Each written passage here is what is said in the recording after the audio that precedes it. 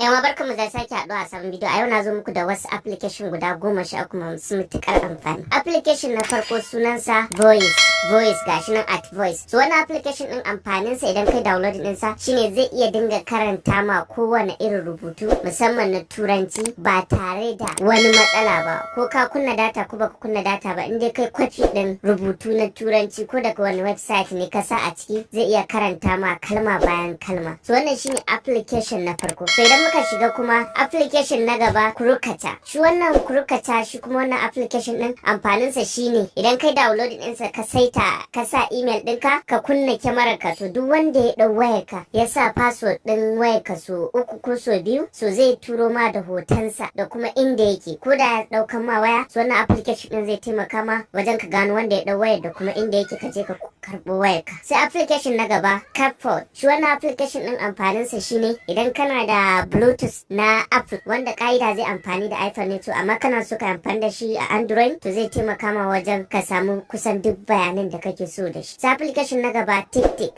Shi wannan application din TikTok zaka iya amfani da shi wajen saita yin abubuwa, ma'ana zai dinga tunatar da kai yau za ka yi kaza da kaza. Sai application na gaba Productivity Launcher. Shi wannan application din ina shiga kuna gani ya canja min fuskar wayata. So yadda tsarin application din yake shine gabaki ɗaya duk wani application da yake waya ka zai mai da su layi kamar haka, kamar yanayin content. So amfaninsa shine idan ka shiga ka mai da wayar ka Productivity Launcher zai nuna ma kowane application tsawon lokacin da ka yi a cikinsa. Misali kamar yadda kuke gani a nan, na shiga cikin Chrome na yi amfani da ita na tsawon minti 7. So kun ga ta ka zan gane wani application ne ya fi ja min lokaci, so sai in amfani da wannan Productivity Launcher din wajen rage amfani da shi ko kuma saita lokaci na. So wannan shine. Sai application na gaba shi kuma Shelter. Wannan application din da ake cewa Shelter amfaninsa shine idan kai downloading ɗinsa ka sa a wayarka ta Android zai raba wayar Android ɗinka zuwa gida biyu. Misali gida na farko shine duk application ɗin da kake da shi idan ka saita profile ɗinka zai zama ɗaya na aiki ɗaya na personal, ma'ana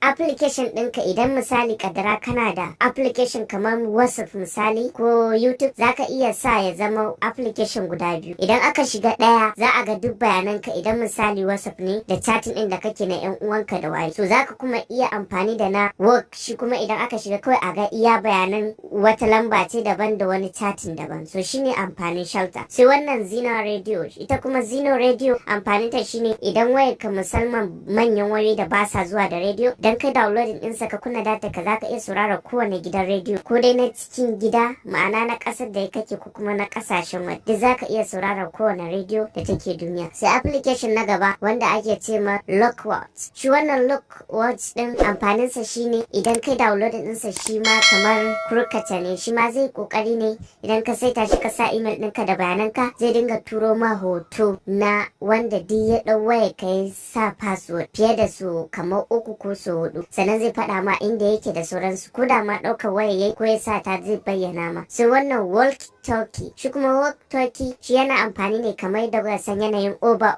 ta 'yan sanda su, amma shi kamar zai taimaka ma idan kana da ɗan uwa ko kuma wani kana so ku waya da shi ko ku magana da shi lokaci zuwa lokaci, kuma lokacin nan shi amfanin Kurukata dan kana in walkie-talkie zaka yi amfani da shi ne kai magana ko da baka kusa da mutum, zai iya in ya shiga zai ga bayananka shi ma ya baka amsa. Sai Google Authenticator. Shi wannan Google Authenticator zai baka amfani wanda na kewaye din nan, zai baka dama ka kara wa duk wani account na social media ɗinka tsaro, wanda duk wani wanda ya kokarin shiga ya bude account ɗinka na social media ɗinka ba zai budu ba har sai yana da wannan application din ya shiga ya ɗebo wasu lambobi wanda suke canja duk sakan 30 yasa.